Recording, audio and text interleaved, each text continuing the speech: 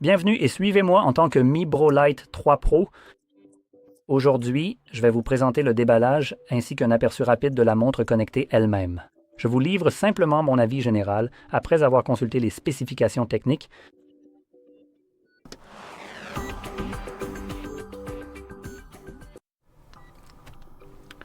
Alors, commençons tout de suite par le commencement pour pouvoir le sortir de sa boîte et voir ce que ça donne en main.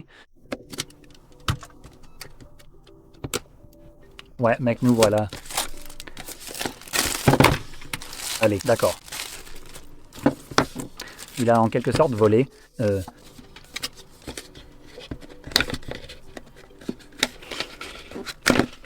Alors dis-moi, comment est-ce que tu frappes? Quelle boîte de merde, mon Dieu!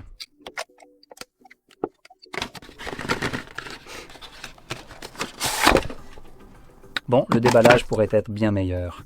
Bon sang, c'était énervant. Bon, on l'ouvre. Cette boîte convient parfaitement ici.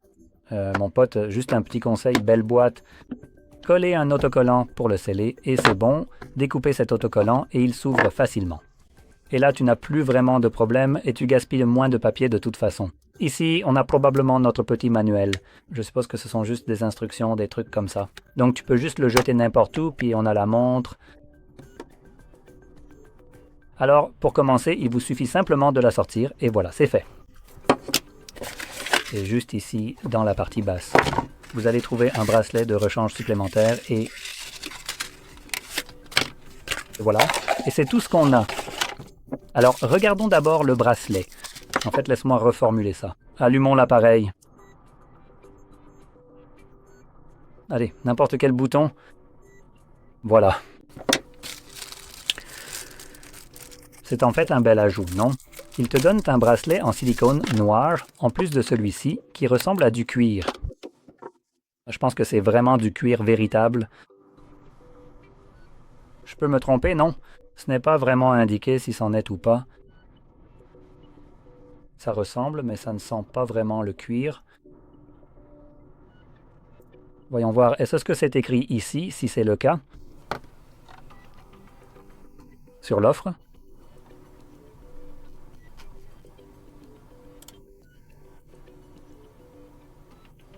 Non, non.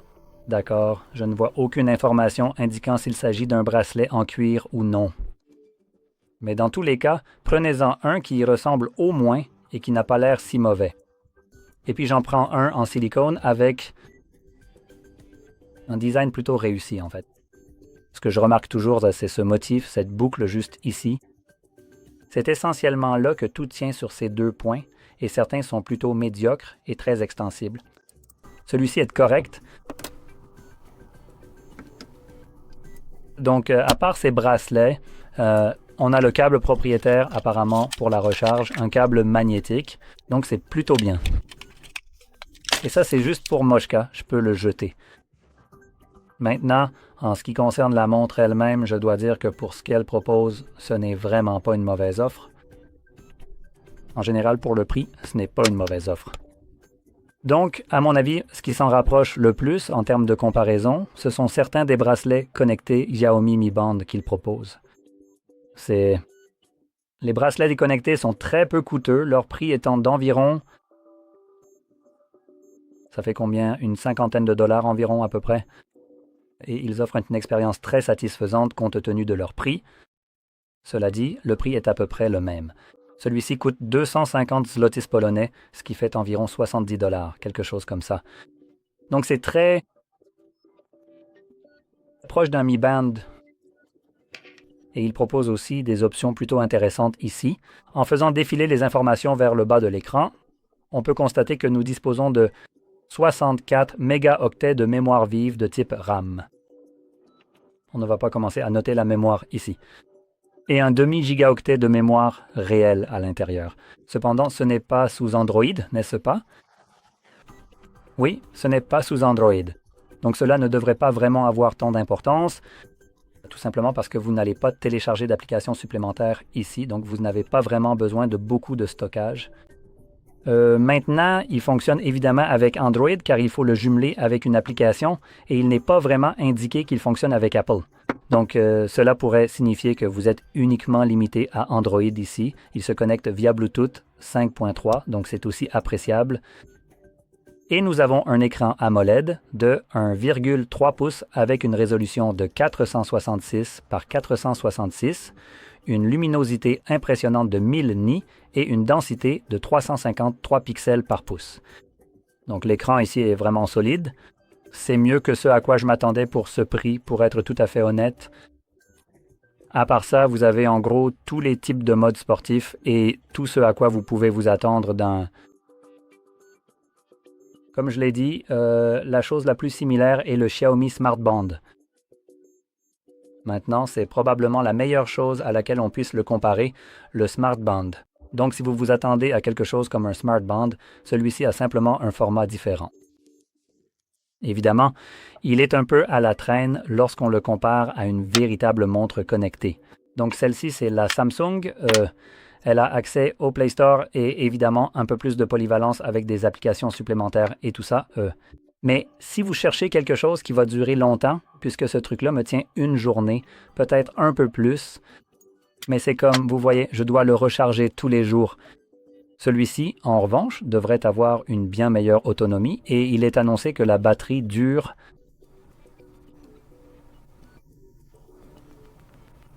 15 jours lors de son utilisation, juste en utilisation normale, tout simplement. Et il dispose aussi, en gros, d'un mode d'économie d'énergie ou mode d'économie de batterie, ou peu importe comment vous voulez l'appeler. Et dans ce mode, j'obtiens 50 jours. Donc cette montre, si je l'éteins complètement et que je la recharge à fond, je ne pense pas qu'elle tiendra 50 jours. Même lorsqu'elle est éteinte, c'est un truc Google, donc elle va quand même essayer de collecter des données, même quand elle est censée être éteinte. Donc à cause de ça, la batterie va se vider toute seule, même sans être allumée. D'un autre côté, si vous activez le mode économie d'énergie, elle dure une éternité. 50 jours, c'est fou, et même en utilisation normale, 15 jours, c'est quand même vraiment, vraiment pas mal. Je veux aussi préciser, quand on la compare à quelque chose comme les bracelets Xiaomi, selon la version du bracelet Xiaomi, parfois, l'autonomie de la batterie est meilleure sur ces modèles-là que ce que vous voyez ici. Mais par exemple, d'après mon expérience, j'ai pu tenir jusqu'à 1 mois avec certains bracelets, c'était surtout les premiers modèles, avec des écrans non colorés, etc. Ici, vous avez un écran AMOLED, et plutôt grand, qui rend vraiment bien. Donc ce n'est pas forcément la meilleure comparaison possible, mais malgré tout, 15 jours, c'est plus que ce que n'importe quel appareil électronique peut tenir en fonctionnement continu sur cette durée. Donc c'est vraiment une très bonne autonomie, à condition qu'elle tienne réellement aussi longtemps. Donc voilà. Une autre chose que je voulais ajouter, c'est qu'on a des bracelets de montres classiques dans la boîte. Donc vous pouvez les remplacer et en utiliser d'autres. Et ceci, c'est quoi? 20? D'accord, je pense que c'est une largeur de 22 mm. Si je me souviens bien, la Galaxy Watch 7 fait 20 mm. Et celle-ci est plus large. Vous pouvez le voir, c'est un peu... Bien sûr, il fallait que ça s'enclenche. Voilà. C'est simplement pour les mettre bien côte à côte l'un de l'autre. J'apporte un peu plus de lumière vu que cette caméra est plutôt mauvaise. Vous pouvez voir que ça dépasse largement, donc c'est un peu plus grand que ce que propose la Galaxy Watch. Mais ça reste un bracelet standard, donc vous pouvez en trouver d'autres où vous voulez. Vous pouvez simplement les acheter partout. Probablement l'un des meilleurs endroits où vous pouvez trouver toutes sortes de bracelets. Ce sera des sites comme AliExpress et ainsi de suite. Voyons si je peux le mettre dessus. Voilà. Et le bracelet qui a été fourni d'origine a de petites encoches ici, donc vous pouvez facilement l'enlever. Et c'est pareil pour les bracelets en silicone. Donc voilà pour c'est quoi? 70 $, quelque chose comme ça? C'est une excellente montre, elle n'est pas chère, elle a une très bonne autonomie, un grand écran lumineux, coloré et éclatant. Et comme je l'ai dit, l'inconvénient, c'est que ça va surtout être une montre orientée entraînement. Si je me souviens bien, si je l'ai vue quelque part, ou est-ce que... Elle a bien le GPS, non? Oui, elle a le GPS, donc c'est un avantage, ce que je n'avais d'ailleurs pas mentionné auparavant. par rapport à quelque chose comme le Smart Band, ce qui est très surprenant quand on considère le prix de celle-ci. C'est vraiment incroyablement bon marché et elle est même équipée du GPS. Alors, ce ne sera pas du double bande ou quoi que ce soit, et il se peut que la précision en pâtisse parfois, mais le fait qu'elle en soit équipée, c'est déjà, je dirais qu'elle est au-dessus des bracelets Xiaomi, et il y a encore une chose que je veux vérifier, parce que je n'y ai pas pensé. Oups, laissez-moi juste regarder rapidement. D'accord. Il y a encore une chose qu'elle n'a pas si on la compare au Smart Band. Elle n'a pas de NFC, alors que les bracelets Xiaomi, eux, ont le NFC, mais ils ne permettent pas de payer avec. Celui-ci n'a même pas de NFC, ce qui, pour être tout à fait honnête, si vous avez un Smart Band avec mais que vous ne pouvez pas l'utiliser, ça ne change pas grand-chose. Mais je tiens à ajouter qu'il n'y a pas de NFC ici. Bref, cela étant dit, j'espère que vous avez trouvé cela très utile. Et si c'est le cas, n'oubliez pas de liker, de vous abonner et merci d'avoir regardé.